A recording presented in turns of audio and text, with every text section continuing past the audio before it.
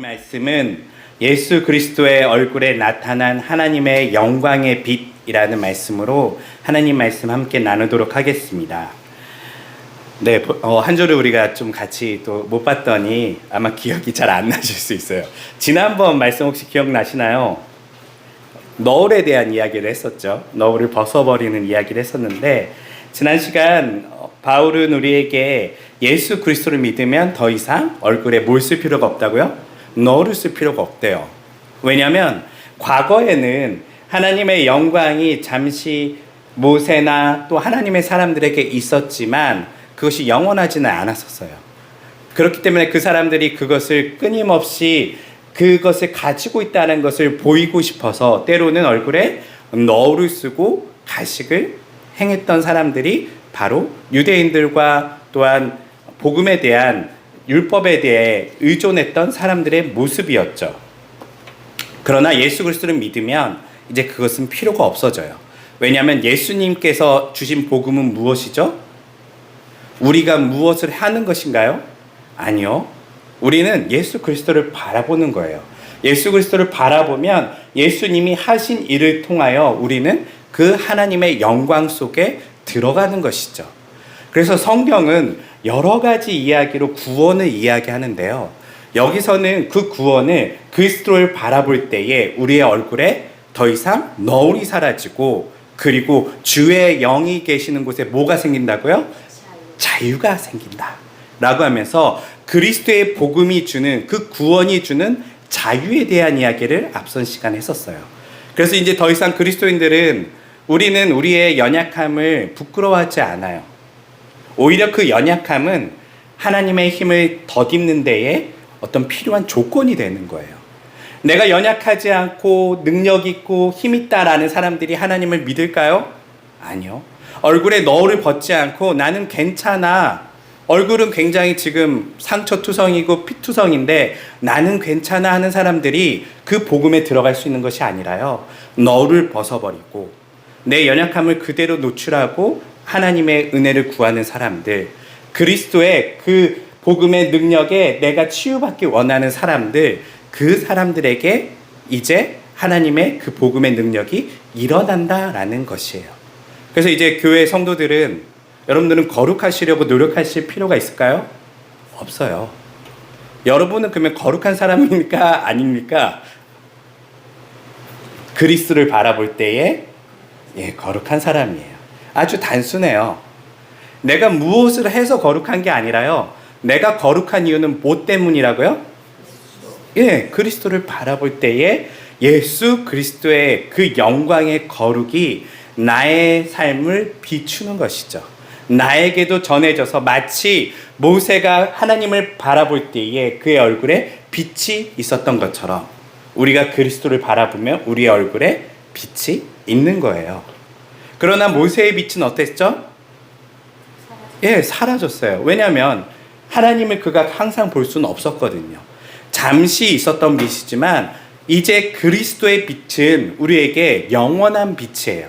꺼지지 않는 빛이에요. 안녕하세요. 우리 어린이들은 저쪽으로 가시면 돼요. 네, 저쪽 방으로 가세요. 그리스도를 바라볼 때에 그 빛은 이제 영원한 빛이기 때문에 예수님께서는 이제 우리 안에 계셔서, 저쪽으로 가면 돼요. 옆집. 네. 영원한 빛이기 때문에 주님께서 우리 안에 들어와 계셔서 우리에게 그 빛을 비추신대요. 그래서 성경에 보면 예수님께서 우리한테 뭐라고 말씀하시냐면, 내가 문 밖에서 두드리고 있대요. 그리고 너희가 문을 열면 누가 들어간다고요? 예수님께서 들어와서 너와 함께 먹고 너와 함께 더불어 살겠대요. 이게 바로 복음의 능력이에요. 이제 예수 그리스도를 믿는 사람들은요, 예수님과 우리는 떨어질 수가 없어요. 과거에는 우리가 죄 가운데 있다라고 느끼면 예수님이 우리와 떨어진다, 멀어진다 생각하지만, 이제는 어떻게 되는 걸까요? 우리가 죄 가운데 있으면요,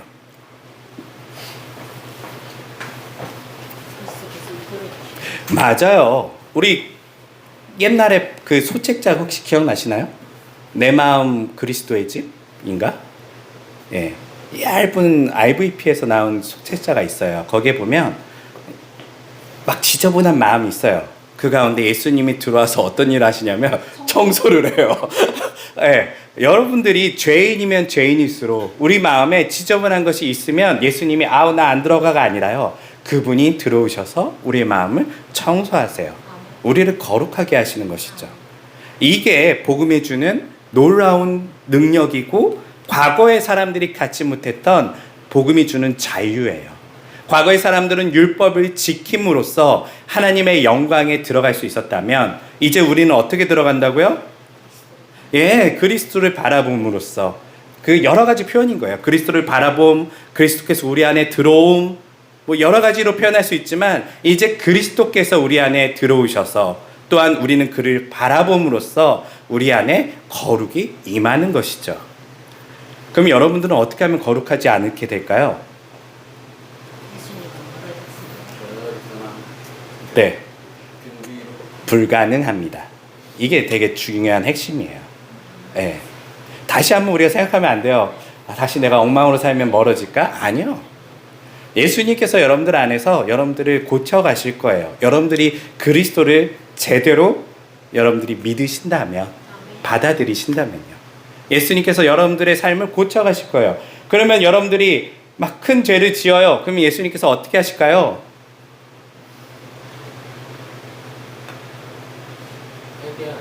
네, 맞아요. 회개하게 하시죠. 우리를 돌이키게 하시고 우리에게 그것이 아님을 알게 하세요. 그래서 그리스도를 믿는 사람의 삶은요, 점점점 성화라는 게 일어나게 돼 있어요. 반대로 그리스도를 믿는다고 하지만 어떤 사람의 삶을 쭉 봤는데 점점점 그리스도를 닮아가는 모습이 아니라 점점점 완악해지고 있거나 죄 가운데 가고 있다면 우리는 뭘 생각할 수 있냐면 그가 하나님의 자녀가 아니다라는 것을 생각할 수 있을 거예요. 물론 구원의 문제는 우리가 다 알 수는 없어요. 없지만 그렇게 삶의 모습을 통하여 우리는 그 안에 예수께서 계시는지 안 계시는지를 어렴풋하게나마 알 수 있다는 것이죠. 자, 여러분의 삶은 과연 10년 전과 비교해서 성화되셨나요? 왜 자신 있게 얘기 못하세요? 좀 나아지셨나요? 네, 우리가 이런 문제도 좀 바라볼 필요가 있어요. 그래서 내가 그리스도를 믿는다라고 착각하는 것인지 아니면 내 안에 정말 그리스도께 계시면 성화가 일어나는데 나는 정말 점점점 내가 완벽한 삶을 살았다는 게 아니에요. 내가 이제는 과거에는 죄를 지을 때에도 그게 죄인지도 모르고 살았어요. 그런데 이제는 내가 죄 가운데 있을 때에는 그가 죄라는 것을 알게 되고요. 그리고 회개하게 된다는 것이 그리스도를 믿는 증거 중에 하나라는 거예요. 회개하는 모습이 여러분 안에 있으십니까? 네. 죄를 지을 때마다 마음속에 고통을 느끼시나요? 네. 여러분들의 양심이 아직 살아계신 것이죠. 예수님께서 이제 여러분들을 그렇게 하나하나 이끄시면서 우리를 하나님께로 인도하시는 것이 예수님의 그 복음의 핵심이에요. 오늘은 그 말씀을 이어서 바울이 뭐라고 얘기하냐면 이제 자신의 직분이 1절에 보면 이렇게 얘기해요. 그러므로 우리는 하나님의 자비하심에 힘입어 이 직분을 감당하고 있기 때문에 결코 낙심하지 않습니다 라고 얘기를 해요. 바울이 가진 직분이 뭘까요? 네, 사도예요. 사도이고 다른 말로 하면 복음을 전하는 직분을 가지고 있죠. 바울과 그 바울 일행은 지금 이 복음을 전하는 일들을 열심히 하고 있는데 자신들은 좌절하지 않는데요. 왜 좌절하지 않는다고 말할까요?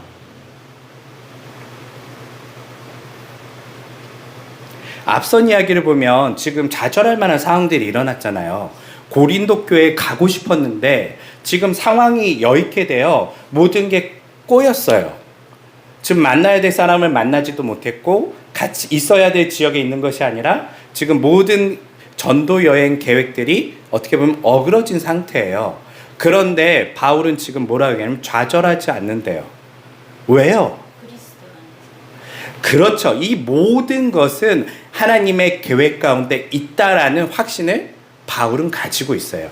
심지어는 뭐라고 얘기하냐면 자기가 복음을 전할 때에 어떤 사람이 복음을 듣지 않고 믿지 않는 것 자체도 다 어디에 들어가 있다고요? 하나님의 큰 계획 안에 들어가 있대요. 그래서 바울은 이 묵묵히 자기의 직분을 감당할 뿐이지 이 결과에 대해서는 하나님의 뜻이라는 것을 인정하고 가는 거예요.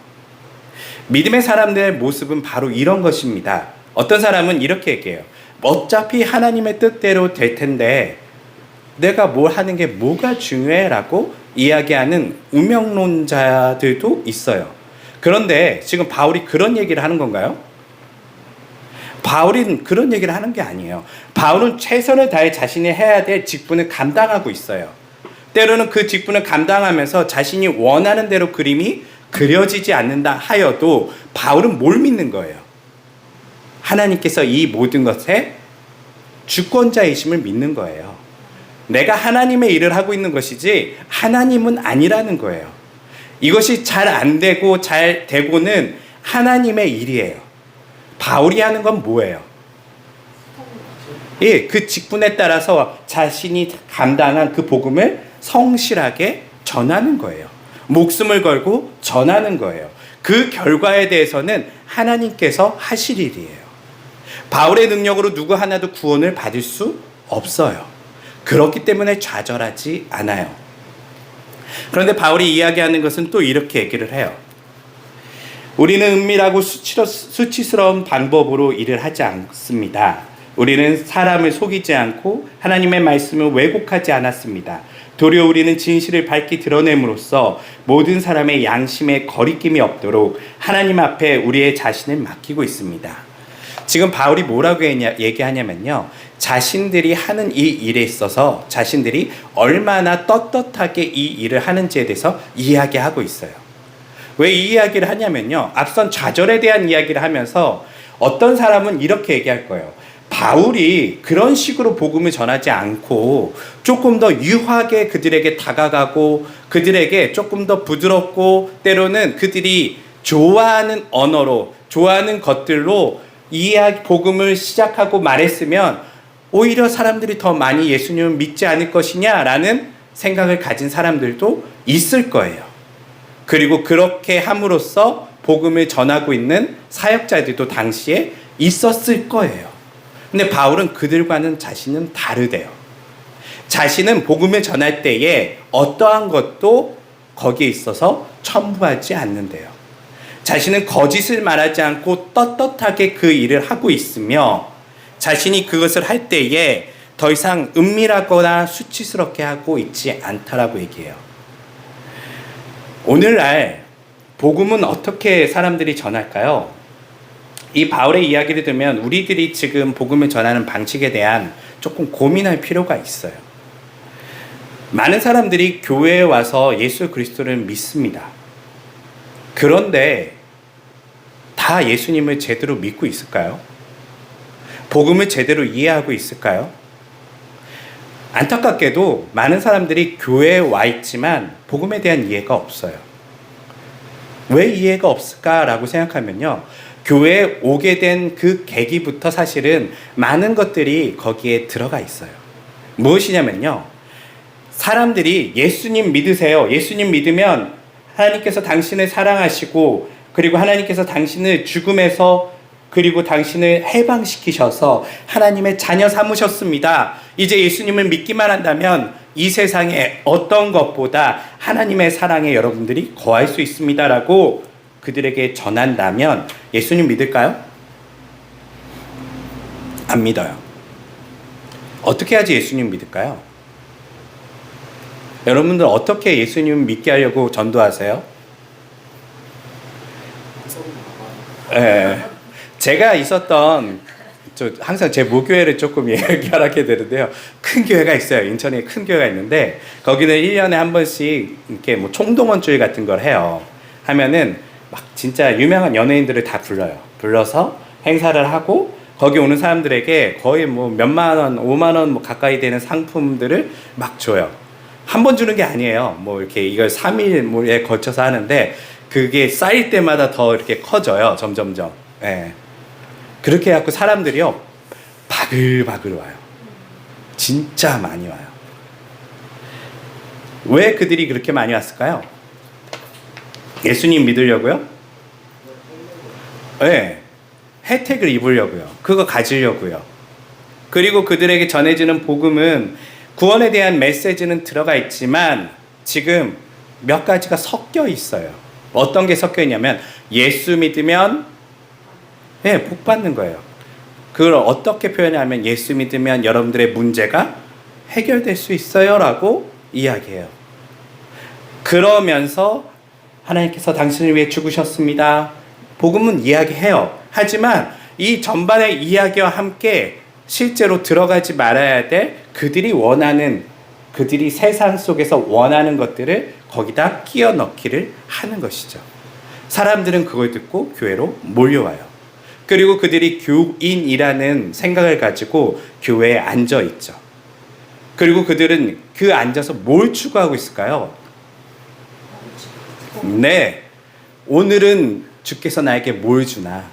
아니면 내 가족이 누가 아픈데 주님이 치료해 주시기를, 때로는 내 가난을 해결해 주시기를, 내 인생의 문제를 주님께서 완전히 해결해 주시기를 그들은 바라면서 와요.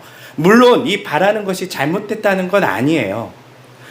예수님께서는요 우리의 문제를 해결해 주세요. 아픈 자를 치료해 주시고요. 예수님께서는 우리에게 어려운 것들을 그냥 내버려 두지 않으시고 친히 우리와 함께 하시면서 그 문제들을 해결해 가시는 분이세요. 문제는 뭐냐면 그것만을 생각하는 사람들이 많아진다는 거예요. 예수님을 믿는 것에 그것만 있나요? 예수님을 믿으면 문제가 다 해결되나요? 도대체 우리가 믿는 예수는 누구예요? 많은 사람들이 그런 생각을 가지고 있죠. 저희 카페에서도 어떤 분이 얘기하는 거를 들었는데, 예수 믿었더니 흔히 뭐 자신에게 있던 문제들이 해결이 되지 않는데요. 네. 그래서 제가 그런 얘기를 해드려요. 예수님도 자신의 문제를 해결 못했는데요. 우리가 믿는 예수가 이 땅에 기복적으로 살았나요? 물론 예수님은 이 땅에 아픈 사람들을 치유해 주셨고 이 땅에 많은 문제들을 해결해 주시는 분이시긴 해요. 그러나 예수님의 삶을 보면요, 예수님의 삶은 우리가 사실 그렇게 살고 싶지 않은 삶의 원형이에요. 예수님은 친구도 없어요.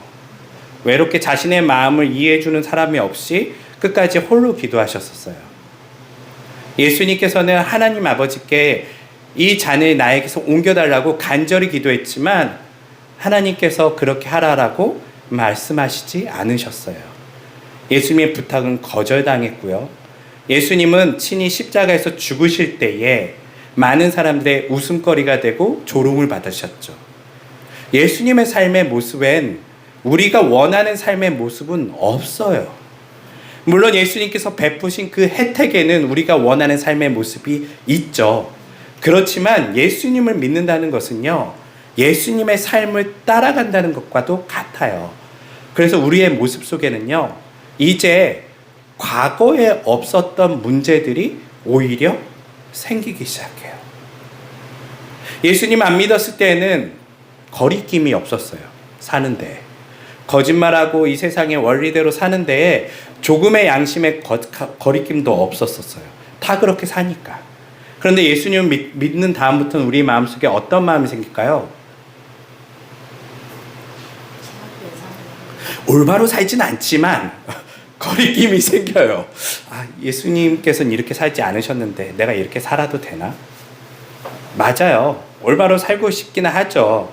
우리 마음대로 잘 되진 않지만 이제 우리 마음에 예수님께서 이제 양심 속에 예수님의 그 빛을 비추시는 거예요. 그래서 우리의 양심이 이제, 과거에는 이게 더러운지도 몰랐어요. 왜냐면 빛이 없으니까요. 어둠 속에 있으니까 그냥 이게 그냥 그런가 보다라고 살았지만 이제는 불편해져요.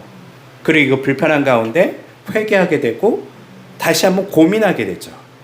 그렇다고 해서 우리가 완벽하다는 얘기는 아니에요. 하지만 우리는 이제는 과거의 삶과는 확연히 달라진 우리의 내면을 바라보게 되는 것이죠. 이런 것들이 사실은 있어야 되는데 많은 그리스도인들이요, 교회에 와서 예수님을 만나기보다는요, 여전히 과거에 자신들이 살던 그 욕망과 그 소원을 가지고 교회 안에서 종교적인 모습들을 보인다는 거예요. 종교가 뭘까요? 많은 사람들이 얘기하잖아요. 종교는 우리의 문제를 해결하기 위해서 인간이 만든 어떤 가상의 어떤 신이라고 얘기를 해요. 그래서 우리의 마음에 두려움이 있으니까 어떤 신을 하나 만들어 놓고 그 신에게 빌면서 그 문제를 해결하기를 바라는 것이죠. 쉽게 말하면 종교는 문제 해결을 위해 존재해요. 우리가 우리의 힘으로 해결하지 못하는 것들을 가상의 어떤 신을 만들어 놓고 그 신을 통하여 그 문제를 해결하기 위해서 종교를 인간은 만들었어요. 그래서 종교에 대해서 종교는 민중의 아편이라고 얘기를 하죠. 왜냐하면 이거를 믿으면 이제 더 이상 문제가 어떻게 돼요? 네, 그렇게 해결해 버리는 거예요. 문제를 가지고 고민하고 씨름하기보다는 그 문제에 대해서 가상의 신에게 절하고 단순하게 그것을 신봉하면서 믿음을 가지면서 그 문제를 해결할 수 있을 거라는 막연한 착각을 가지게 되는 것이죠. 이게 바로 마약을 하는 것과 같다라고 성경을 이야기하는 거예요. 그런데 오늘 바울은 뭐라고 얘기하냐면요, 이렇게 예수를 믿는 것은 사실은 그들이 잘못되었다라고 얘기하는 거예요. 이 잘못됨은요, 그들의 잘못도 있지만요, 복음을 잘못 전한 사람들의 책임이 커요. 그래서 바울은 이 얘기를 하는 거예요. 나는 그렇게 복음을 전하지 않았다라고 당당하게 얘기하는 거예요. 바울이 전한 복음은 뭐예요?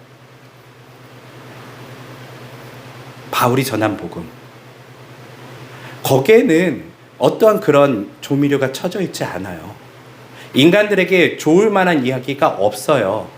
바울은요, 어떻게 복음을 전하냐면 아주 단순한 사실에 근거하여 사실을 증거할 뿐이에요. 이것을 뭐라고 하냐면 증인으로서 증언할 뿐이에요. 무엇을 증언하고 있죠?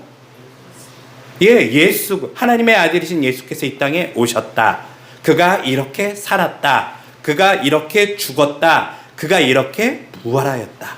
이걸 증언하고 있어요. 여기에 종교적인 게 있나요? 그들이 바라는 게 있나요? 이건 아주 담백한 사실이에요. 이것을 듣는 자에게 어떤 사람은요, 이 이야기를 듣고 하나님께서 우리에게 이러한 놀라운 은혜를 베푸셨구나 라고 깨닫는 사람이 있고, 어떤 사람은 이 이야기를 듣고도 나는 그거 관심 없어 라고 생각하는 사람들이 있죠. 오늘날 많은 복음을 전하는 자들은 사실은 복음을 전한다라고 얘기하지만 이 복음을 전하기 위해서 너무나 많은, 어떻게 보면 격가지들을 사용해요. 그래서 예수님만을 전해서 순수하게 예수님을 믿고 따르는 사람들이 교회에 있어야 되는데, 이제 교회는요, 예수님을 믿고 따르는 사람들은 소수고요, 다수의 사람들은 뭘 지금 교회 안에서 행하고 있죠? 종교적인 제의만 행하고 있는 거예요. 십자가를 두고 기도하면 이루어질 거라는 자신의 종교적인 신념을 거기에 가지고 나아가고 있다는 거예요. 바울은 이거에 대해서 자신은 그렇게 하지 않기 때문에 부끄러워하지 않는데요. 자신의 직분에 있어서 이것은 자신이 차마 할 수 없는 일이라고 과감하게 얘기하고 있어요. 저는 오늘날 이 땅에 많은 복음을 보면 이단과 아니면 실제 기독교 정통이 구분이 됩니까? 구분이 되세요, 여러분? 어디까지가 이단이고 어디까지가 전통인지 구분이 잘 되세요? 살짝 애매해요. 긴 것 같기도 하고 아닌 것 같기도 하고, 어떤 교회 가보면 이거 약간 애매한데 이게 이단인지 아닌지. 왜 그렇게 됐을까요? 이단이 뭐예요? 뜻이 끝이 다른 거예요. 끝이 다른 사람들이 이단이에요. 그런데 정말 우리가 생각하는 그 사이비들만 끝이 좀 다른가요? 아니에요. 안타깝게도 오늘날 많은 교회들이 끝이 달라요. 대단하게 예수를 부인해서 그런 게 아니에요. 여러분, 이단들도 예수 안 부인해요. 성경 이야기해요. 그런데 거기다 뭘 넣어요?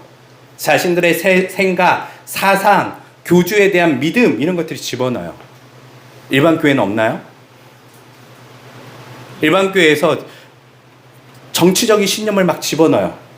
네. 어떤 목사가 나와서 뭐 정치적인 이야기를 하면서 이 정부는 빨갱이다, 아니면 이 정부는 뭐 친일이다, 막 이런 이야기를 막 해요. 이게 맞아요? 사람들은 거기에 열광해요. 이게 복음인가요? 아니죠. 예수를 말하면서도 다른 사상을 막 집어넣어요. 교회 안에 공산주의와 자본주의 사상이 들어가 있을 수 있나요? 복음은 자본주의인가요? 공산주의인가요? 둘 다 아니에요. 네. 재밌는 얘기를 하자면 성경에 둘 다 있어요. 네. 초대교회가 어떻게 했어요? 자신의 것을 다 빨아서 나눴어요. 이거 뭐예요? 공산주의예요. 그리고 칼빈은 이렇게 해요. 자신의 직업을 하나님 앞에 성실하게 수행하는 것이 하나님께서 주신 성직입니다 라고 얘기를 해요. 직업에 대한 소명을 얘기하거든요. 여기서 뭐가 탄생하냐면 자본주의가 탄생해요. 기독교 안에는요, 모든 게 다 있기는 해요. 하지만 기독교는 공산주의도 아니고 자본주의도 아니에요.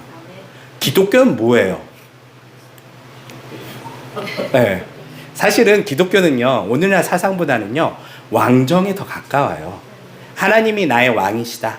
나는 그의 백성이고 나는 그의 명령에 따라 살아가고 그가 다스리는 나라에서 행복을 누리며 안정적으로 살아가는 것이 기독교의 모습이에요.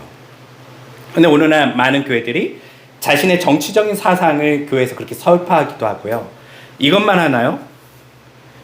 뿐만 아니라 자신들의 철학을 집어넣기도 해요. 네. 자신들이 배운 것들에 대해서 자신들의 철학을 집어넣고 때로는 한 교주를 신봉하면서 이런 모든 것들이 교회 안에서 행해지고 있단 말이에요. 오늘 특히 이 본문 말씀 2절을 보면서 저는 이게 많이 생각나요. 특별히 이걸 아주 열심히 수행하는 사람들이 있어요. 2절의 말씀을요. 한 사이비 집단이 있죠. 네. 철저하게 자신들의 이론으로 만들기 위해서 처음부터 속이고 들어가고 그 사람들을 속여서 자신들의 이론으로 만들려는 집단들이 있어요. 그런 사이비들이 있죠. 이런 모습이 바울은 자신들은 절대 그렇게 복음을 전하지 않는데요. 정통과 사이비를 어떻게 구분할 수 있을까요? 저는 2절의 말씀이 매우 중요한 것 같아요. 무언가를 섞으면 안 돼요.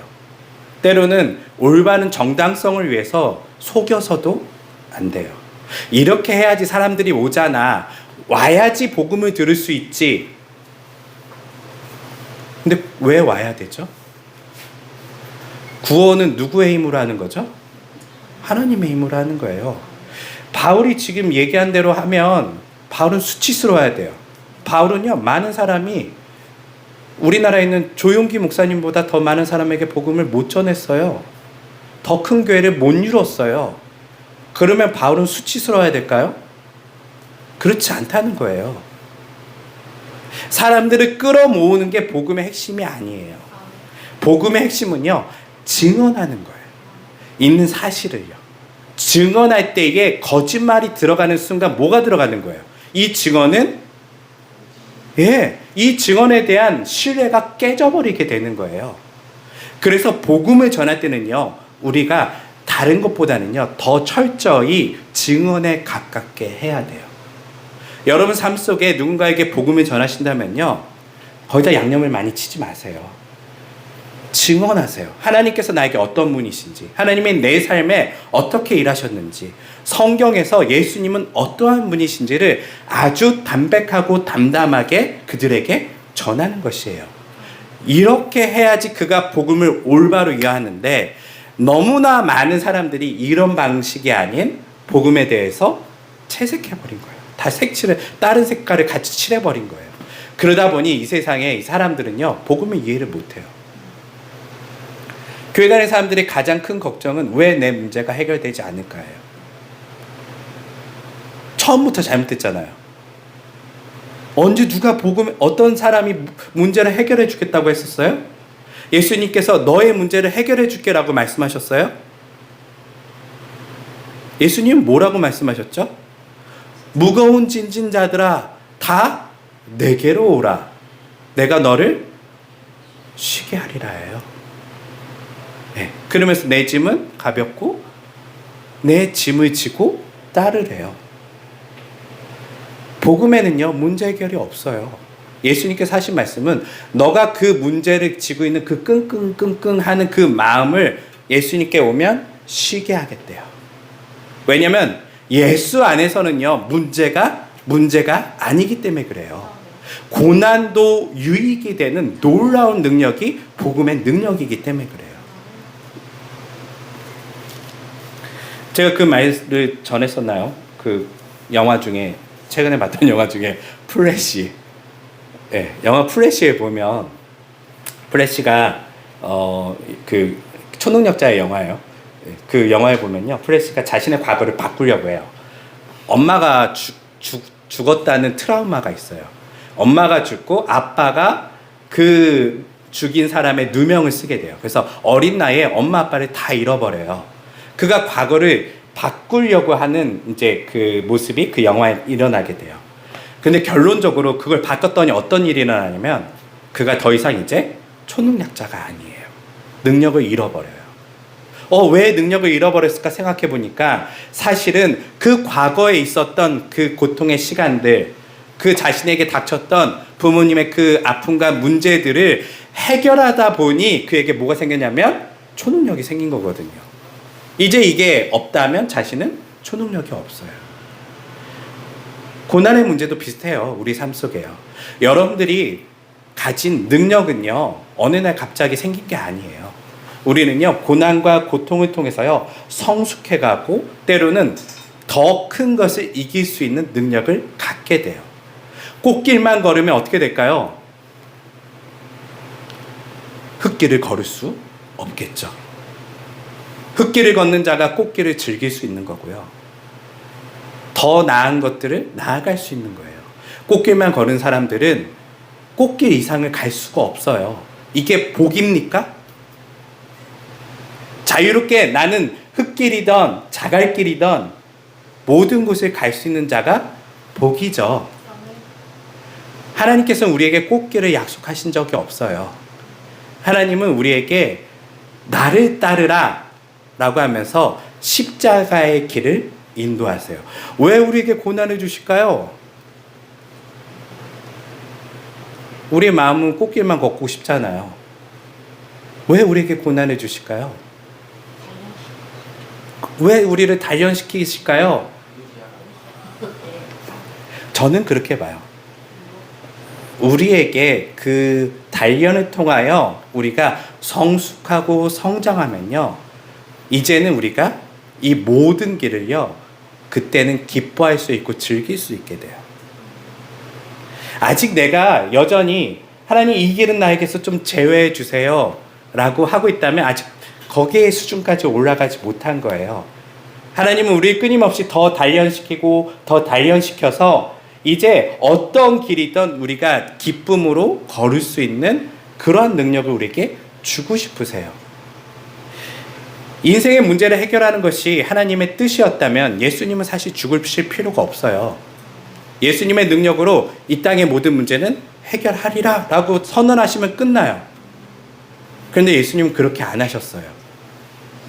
왜냐하면 우리가 어린아이에 멈추지 않고 우리가 더 큰 일을 할 수 있도록, 더 큰 능력을 발휘할 수 있도록 그것을 더 표현한다면 예수님의 수준까지, 십자가를 지는 데까지 우리가 나아갈 수 있도록, 친구를 위해 목숨을 내어주는 수준까지 나아갈 수 있도록 우리를 이끄시는 거예요. 그것이 예수님의 삶의 모습이죠. 복음은 이런 것을 우리에게 이야기하지만 사실은 복음을 왜곡하는 자들은 반대로 얘기해요. 모든 문제가 해결될 겁니다. 기도하면 될 겁니다. 11조 내면 복을 받을 겁니다. 바울은 이런 사기꾼이 아니래요. 그렇기 때문에 자신은 좌절하지 않고 누구 앞에서나 당당하다라고 얘기를 해요. 그러면서 말씀에 이렇게 얘기합니다. 바울이 복음이 어떤 사람들에겐 가리워져 있대요.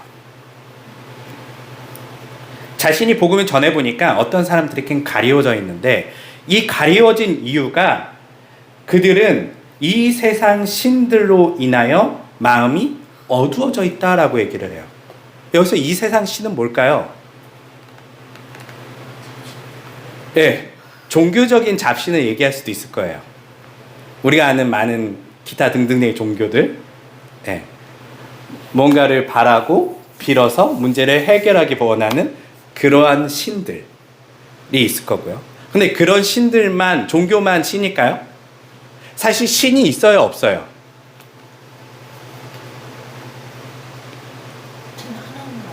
그렇죠. 우리 배우잖아요. 하나님 외에 다른 신이 있습니까? 없어요. 바울이 얘기하는 다른 신은 뭐예요?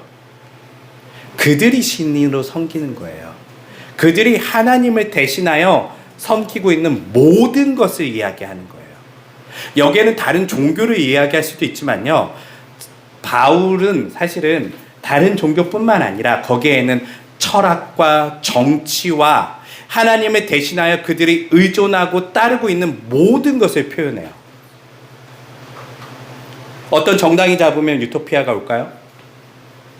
어떤 정당이 사라지면 세상은 아름다워질까요? 천만의 말씀이요. 네. 하지만 우린 그런 신념을 가지고 살아가는 사람들을 보게 되죠. 뿐만 아니라 어떤 종교, 한 종교를 믿고 그 종교에 따라 살아가면 그들이 정말 참 자유를 얻을 수 있을까요? 모든 종교는 그들을 오히려 가두고 억압하죠. 뿐만 아니라 교회에 있는 많은 사람들은 어떤 신을 섬기고 있을까요? 복음을 보지 못하는 이유가 다른 신으로 인해서 그렇대요. 그러면 교회 안에서도 지금 다른 신을 섬기는 사람들이 있다는 거예요. 교회 안에서 그들이 복음을 한 번도 못 들었을까요? 들었어요. 네, 들었지만 여전히 변하지 않고 여전히 그렇게 종교적인 것들을 쫓아서 살아가는 많은 사람들이 교회 안에 있어요. 그들은 왜 여전히 거기 있을까요? 맞아요. 그들이 섬기는 그 욕망과 그것들을 신에게 투영해서 그 신을 따르고 있기 때문에 그래요. 교회에 있지만 실제 하나님을 섬기지 않아요. 가상의 신, 여러분 우상이 따로 있는 게 아니에요. 출애굽한 이스라엘 사람들이요, 하나님을 만드는데요, 뭘로 만들죠? 예, 황금 송아지로 만들어요. 그걸 보면서 뭐라고 얘기하죠? 하나님이다, 우리 하나님이다 하면서 그들이 거기서 예배해요. 하나님을 얘기해요. 하나님을 거기서 예배해요. 그런데 그게 뭐예요? 우상이에요, 우상. 우리를 이끌어줄 신이다 라고 그들은 이야기하죠. 이 땅에 많은 사람들이 그런 마음에 다른 신을 가지고 있어요. 꼭 남의 이야기가 아닐 수도 있어요. 여러분, 복음이 여러분들 안에 감격으로 오지 않는다면, 그냥 교회에 왔는데도 예수 그리스도의 십자가의 그 이야기를 들어도 그냥 그런가 보다, 이렇게 된다면 사실은 십자가의 능력이 지금 부족해서 그렇다는 게 아니에요. 바울은요, 그들이 뭐에 가리워져 있다고요? 다른 신에 가리워져 있대요. 그래서 그들의 어둠은 다른 신으로 인해서 생긴 거래요. 그들은 그것을 보고 믿고 따르고 있는 거예요. 그렇기 때문에 복음이 들려도요, 흔들리지 않아요. 들리지가 않아요. 어둠 속에서 여전히 자신이 원하는 것을 쫓아 살아가고 있는 것이죠. 그때에 바울은 이렇게 고백합니다. 태초의 어둠 속에 빛이 비쳐라 라고 하신 말씀이 하나님께서 우리의 마음에 빛을 비춰주셔서 예수 그리스도의 얼굴에 나타난 하나님의 영광을 아는 지식의 빛을 우리에게 깨닫게 해주셨습니다 라고 얘기해요. 좀 길죠? 좀 어려울 수도 있지만 한번 생각해 볼게요. 우리 모두는 사실 다른 신을 섬겼던 사람들 맞아요. 네.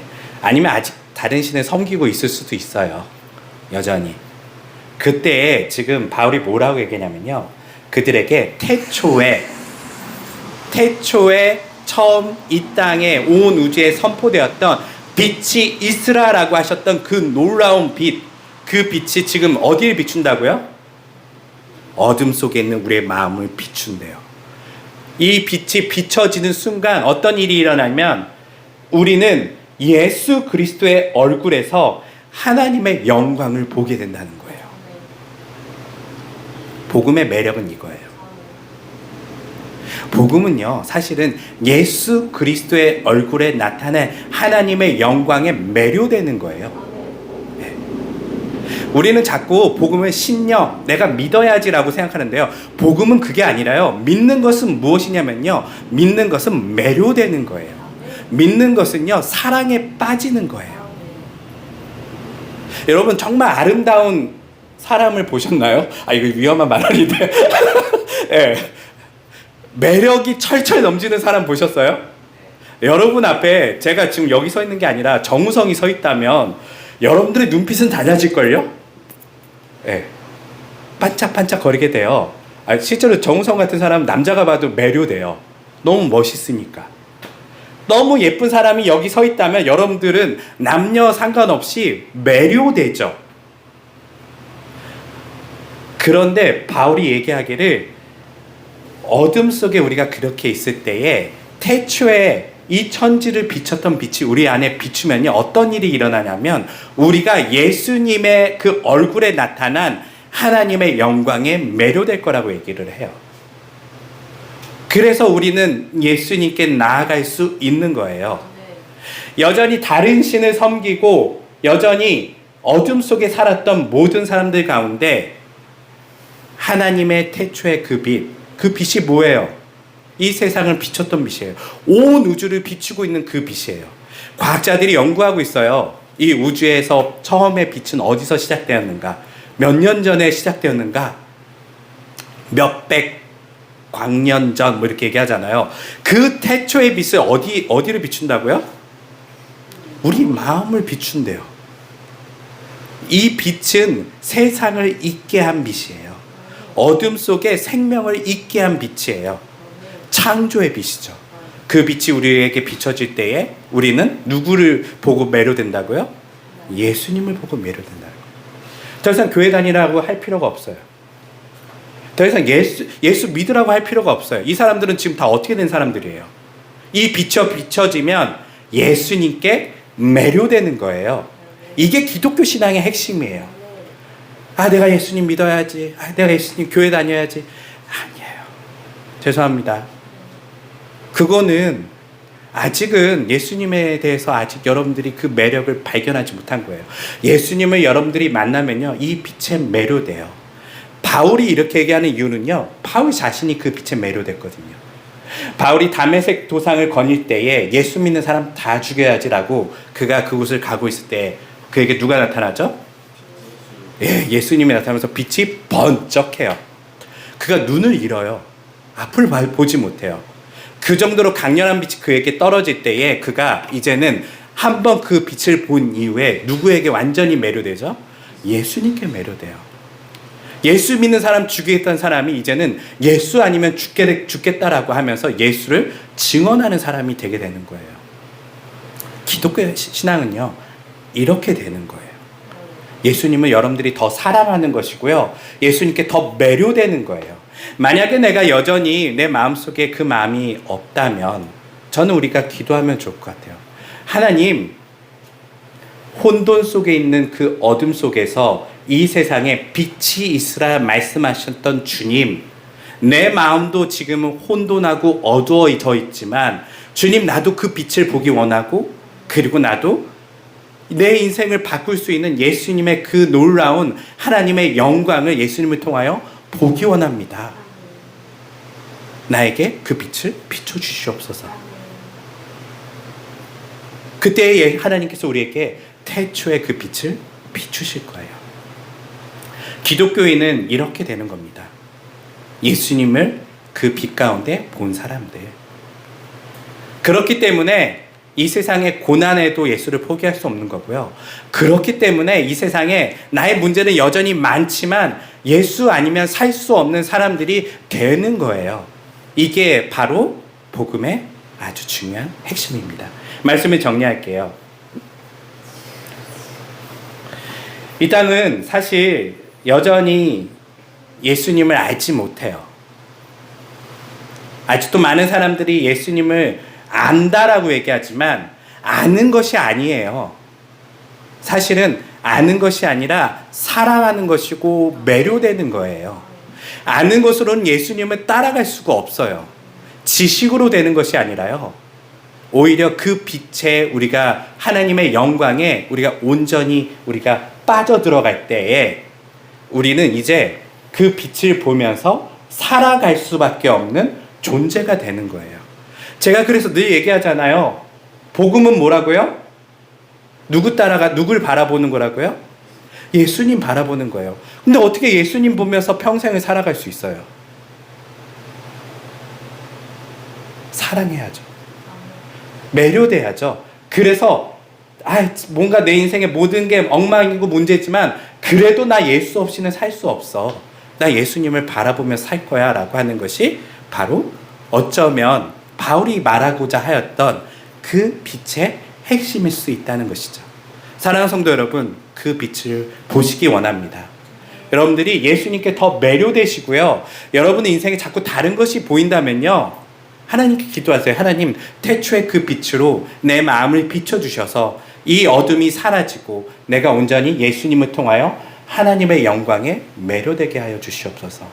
내 인생에 많은 문제들과 고난과 어려움이 있지만 그것을 이길 만큼의 예수님을 바라볼 때에 그 사랑을 더 크게 하여 주시옵시고, 힘들지만 이 모든 것을 이겨낼 수 있는 힘을 그리스도를 바라봄을 통하여서 얻을 수 있는 사람들이 될 수 있게 해달라고 그렇게 기도하며 나아가는 모두가 되시기를 주님의 이름으로 축원합니다. 기도하겠습니다. 하나님 아버지 감사합니다.